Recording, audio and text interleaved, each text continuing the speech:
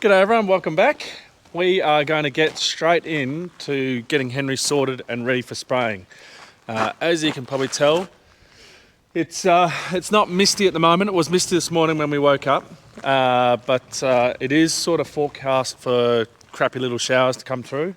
Sort of like what we were dealing with last week with the grading. But yeah, we're hoping that just stays away. So today is Monday for us.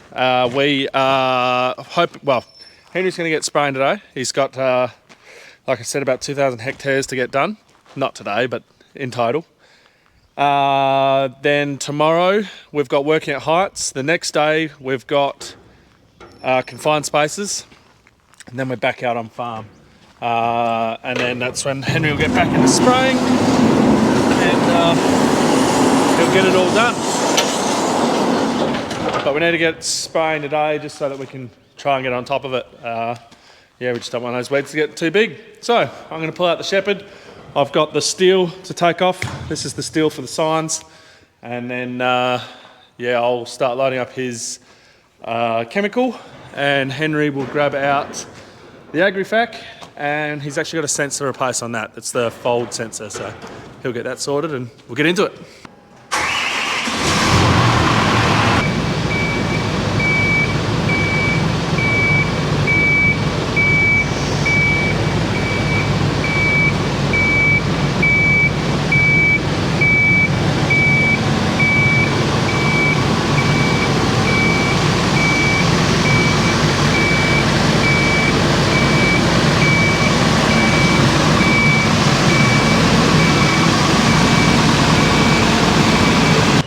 So Henry's going for essentially like ryegrass, volunteer, barley, canola, wheat, and the big one is marshmallow. So marshmallow is a bastard plant, and it's very hard to kill once it gets big. Now, this is the beauty about it. That there is Terrador. I need that. That there is Roundup. Actually, no, that there is Deluge. Behind that is Hasten. I need that. Behind that is Roundup, which I need as well. And that Amsol there, yeah, I need that as well. It's one of the downfalls of having this Breezo. The Breezo is brilliant, but then it's horrible because when you need a certain chemical, it's right at the back. It takes you forever to get everything out. So I'm gonna put this camera down and get to work getting all this out, because it's gonna take me a while, and Henry's gonna be waiting for me.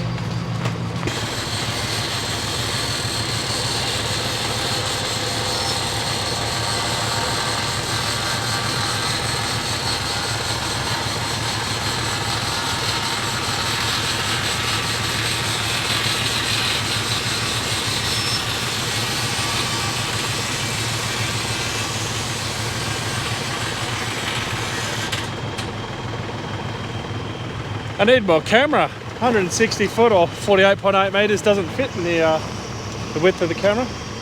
But what Henry's going to do is replace this sensor right up here. He's driving away from me. He's replacing this sensor here. So we've already had this sensor go on us last year during seeding, I think it was. Essentially it's a magnet, well, it's two magnets, and they sort of, that's how they know where each other is. Now it works sometimes like that with fast fold. He just folds out, and then sometimes it doesn't, and it just won't fold out this wing at all. It causes a whole lot of drama. So yeah, this one's already been replaced, so it's a warranty job. So he's just gonna quickly replace that, and I'll quickly get to loading up his truck.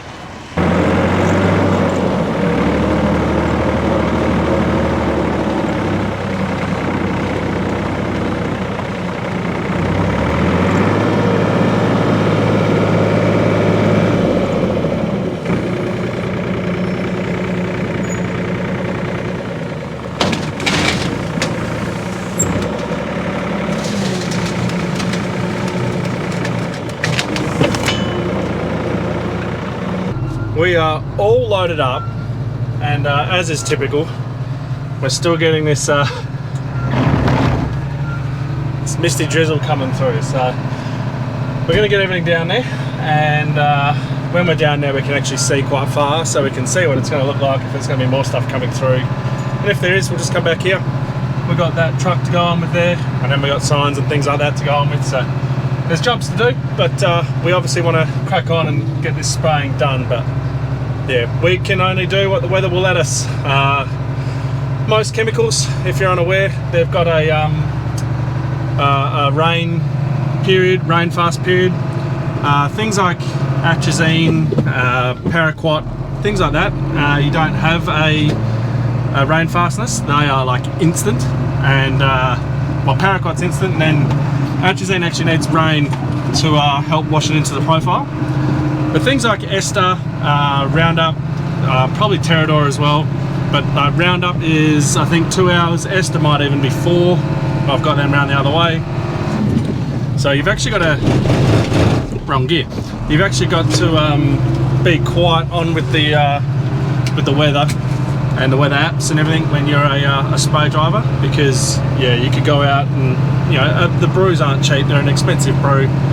You go out and spray, and then an hour later it rains. It takes about an hour to spray out a tank, and then yeah, that chemical is now not as effective, so it might not work at all, or it might work just it might work just enough, but then there'll be plants that have got just a little bit of the Roundup in there, and then they then got it washed off, so then they're all fine. But what that does is that causes resistance, and then you've all of a sudden got resistance in a paddock that you didn't have resistance in. So yeah, you gotta be careful with the weather when you're spraying. It's yeah, it's an important job.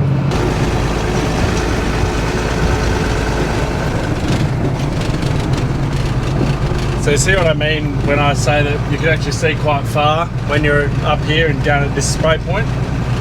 So what it means is you can see the rain, you can see the mist coming from the south, and then you can make a call. Like now, we haven't had the windscreen wipers on essentially since we left the shed, and like it looks cloudy, but up where we're doing the grading, it might not show up on here, but that there is currently raining over there, well, misty. So you can see the weather events coming through. So Henry might be alright to just get going and at least hope to get one tank out. Well, yeah, make the call when we get down here. Right, so Henry would be good to get going, although we're a bit rusty at this. We've forgot a few things. I forgot his hoses. So the hoses he used to suck out the chemical from the drums there, and we also haven't filled this up. So this is his eye protection.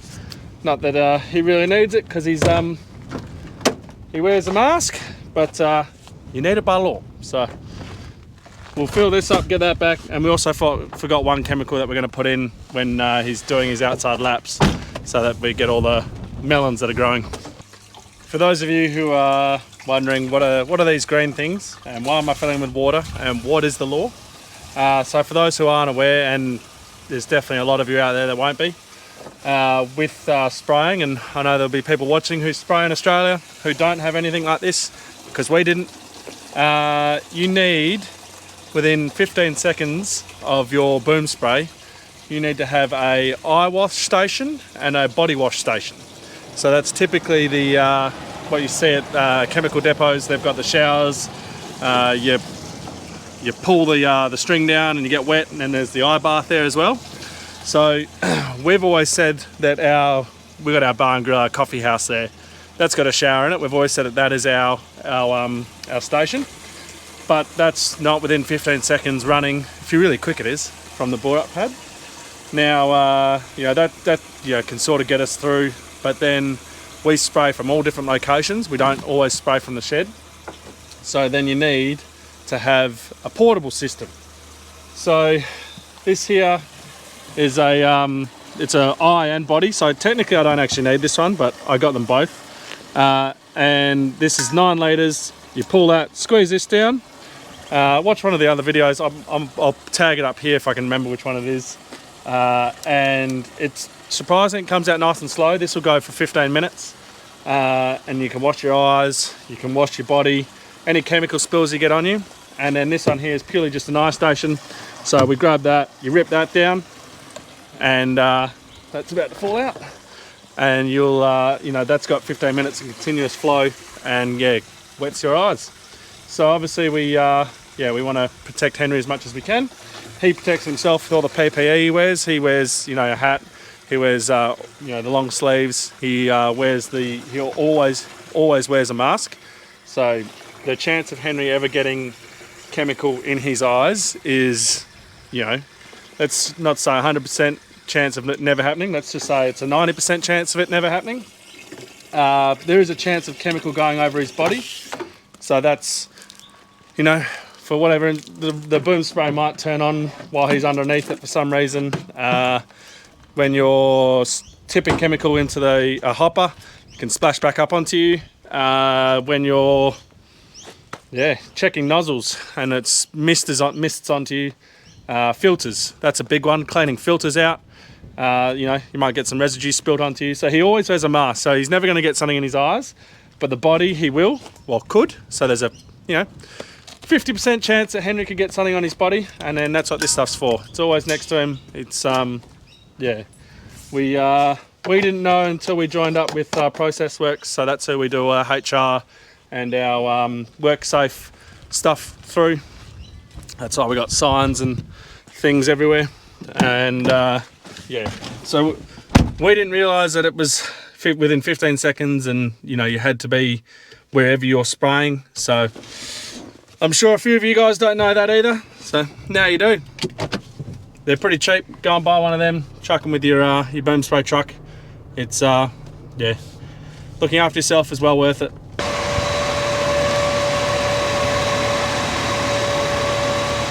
So Henry's busy obviously filling up, and you can see we've got our safety water, whatever you want to call it, is mounted just there, ready to roll in case he ever needs it, but he never will, fingers crossed.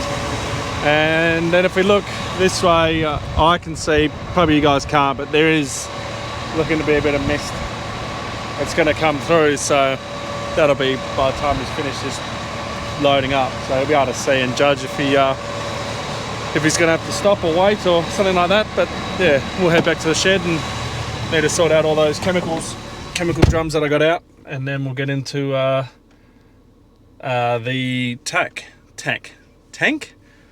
the tank's taps.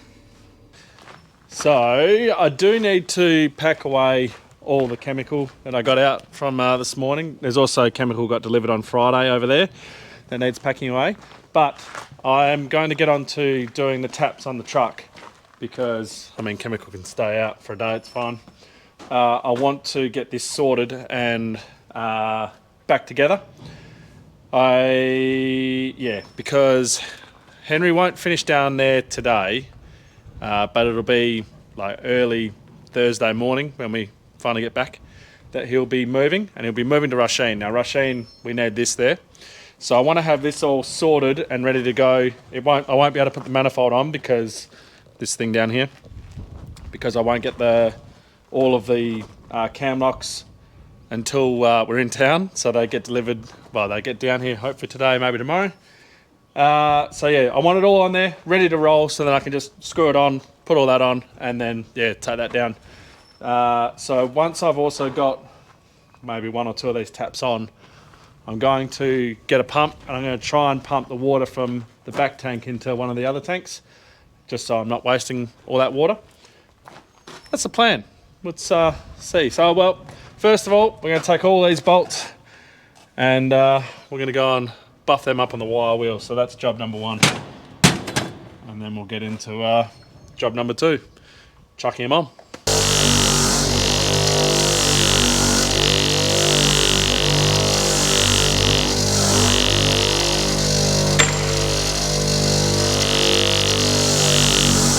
Alright, time to have a go at getting these taps on. With some of them, well, they've all got a seal that came on the back, and then some of them have a seal that came on the front. I guess I'll keep the seals, but what I'm going to do is, I've got this elastic here, I'm going to goop up along here, push it on, and then I'm going to also goop up on this side, and then seal that on there. And that will mean that hopefully I'll stop any chances of anything leaking. There's always the chance that water will leak through these, so I want to make sure they're sealed properly. Thus all the Sikaflex. So we'll give it a go.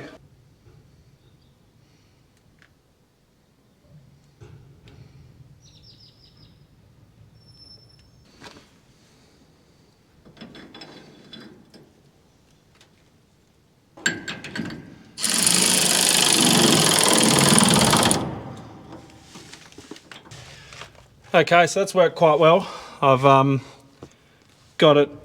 You can see I've got the Sikaflexes coming out the top. So hopefully that means it's going to seal properly. I've tightened up 2 bolts and we should be right. So now I can go along. And he sees the rest, chuck them all on, nip them all up. And yeah, we'll move on to the next ones and then eventually we'll pump that water across. But yeah, pretty happy with that. So I'm glad I got my gloves because Sikaflex and also anti-seize, once they get on your skin, it's impossible to get off. So that's why I'm wearing the gloves.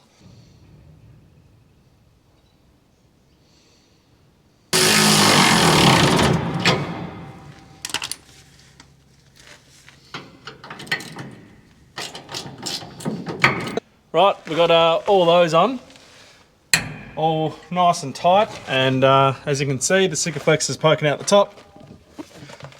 So fingers crossed they are all sealed properly and they're not going to leak. So the next thing to do, just going to throw some thread tape on here, chuck our tap on, and like I mentioned in the last video, I'm going to try and get the tap so they're either that way or that way, whichever way works for putting the tap, turning the tap off and on like that, because it's a lot easier to pull and push than what it is to try and go side to side. And yeah, once I've done that, I can then, well, we'll put these on, we'll see how they all look. I'm still missing one, but that's alright. But yeah, once I've got probably at least that one on, we can then start having a go at trying to get the water across, which we'll probably end up getting all the taps on before we do that, because that's a job I don't want to do. So yeah, let's put this tap on.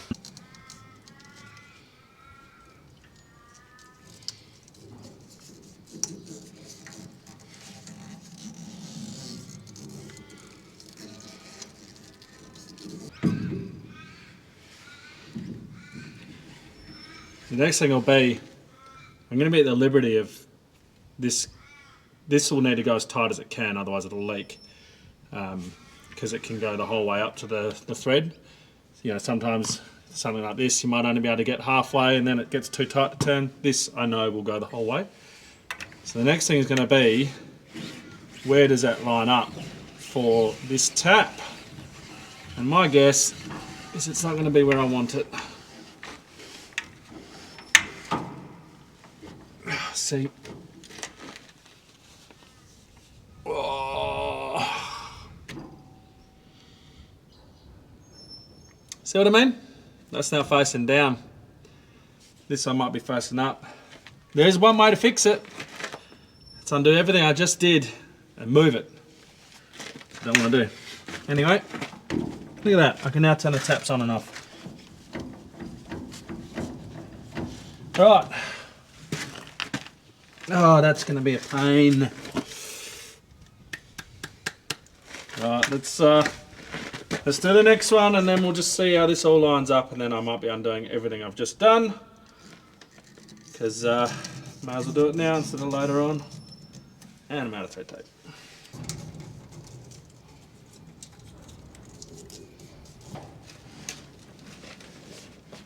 Oh, come on.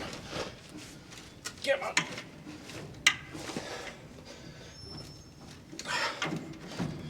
Perfect. Well, pretty happy with that. That one didn't get all the way around. That one's too far around. But I'll take that off now, and we'll just double up our thread tape on there just to make sure it's sealed properly. Chuck cam locks on. Well, actually, we won't chuck cam locks on. We'll go and do this pump. Right, my plan, dump this whole hose in there, fill it with water, and then I can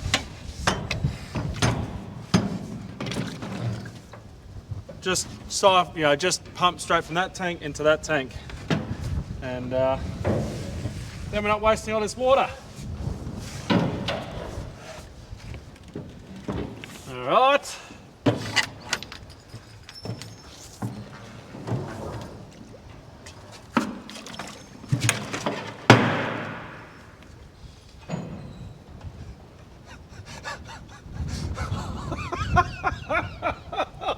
No, you idiot! It just went in, because it's got a foot valve on the end, so the hose is filling up as I'm pushing it in. I was wanting to get the whole hose in first, and I was thinking to myself, don't let go of this. And it just filled up and slipped out of my damn hands. Oh.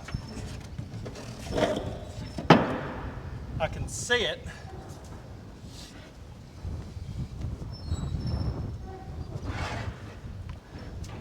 Can I get it? Oh, I'm gonna get really wet here.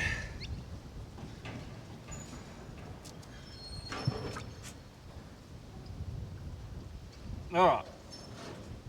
I've got a hold of it. What end have I got a hold of?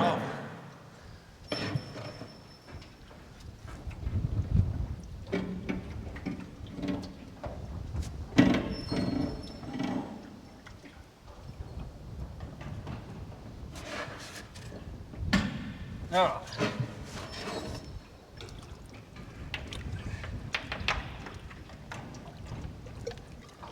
Okay. Crisis averted, everyone. Oh man. All right.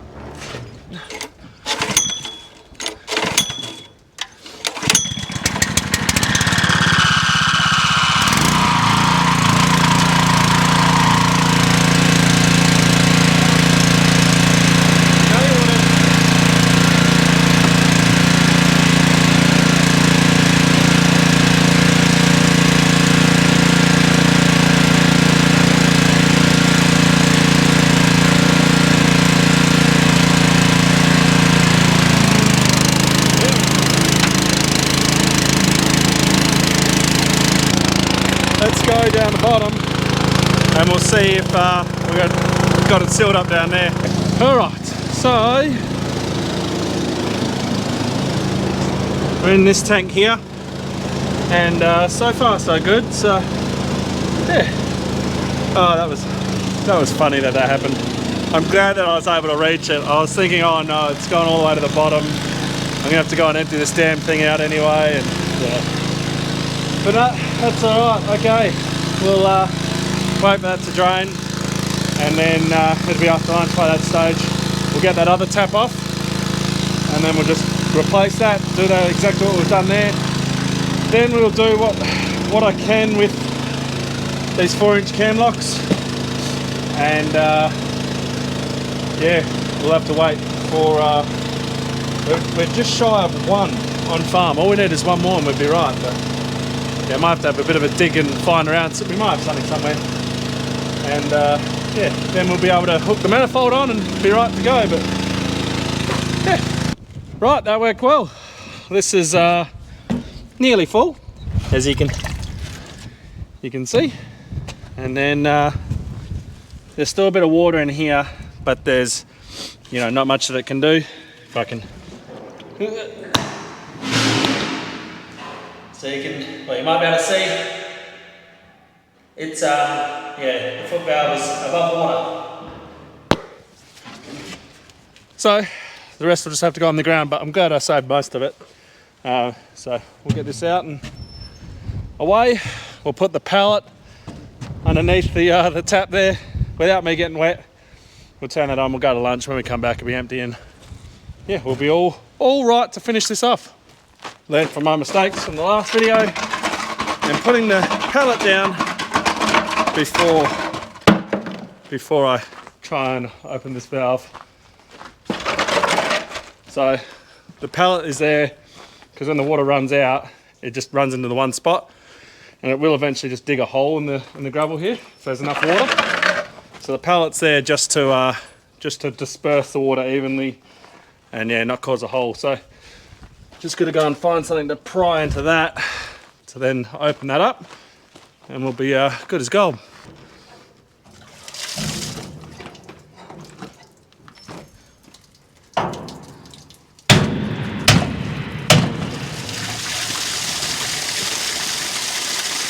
Well, we'll see if that works. We'll come back from lunch and we'll see if it stayed open or not. Rightio, back from lunch, and let's see if this is still open. And it is. So our tank's empty, so we can now take that off and finish the job. So I've got that one done there. Now I've moved on to chucking the cam locks on.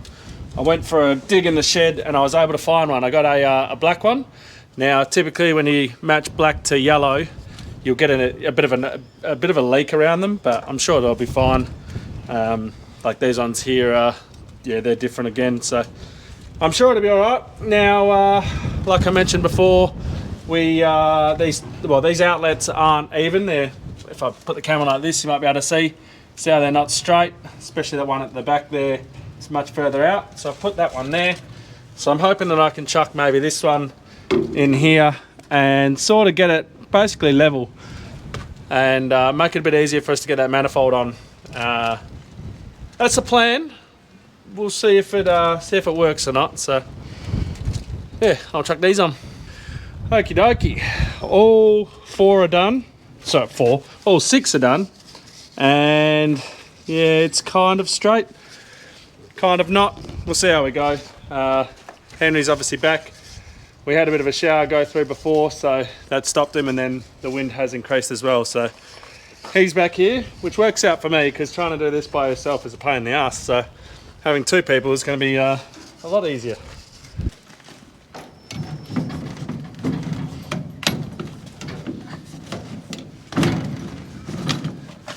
You all lined up? Yep.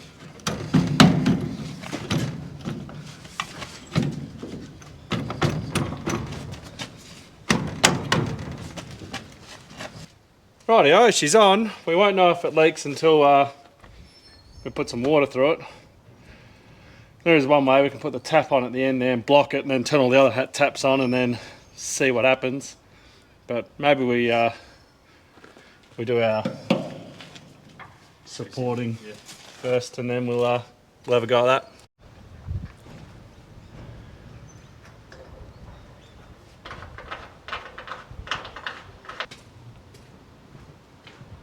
So we've got that eyelet there, and that is just so it, there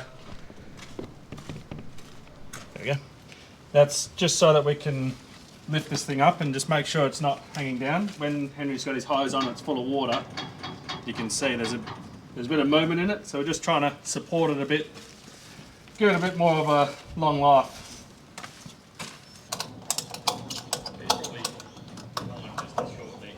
Alright, so the last thing we're going to do is because we've got the water in that middle, well, that back tank, or second back tank, we've got the tap on the end there which is turned off, so we're now just going to open it all up and see if, oh, that's just going to leak everywhere. Oh no.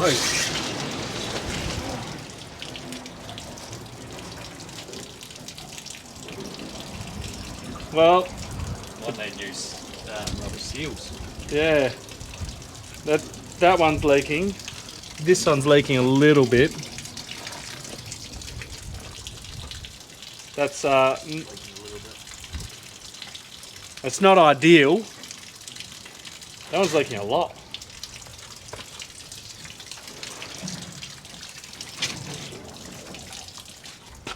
Everything up there seems to be all right. The taps all work, so that's good. But at least when we turn the taps off, it sort of. Well, it does. It stops. Yeah.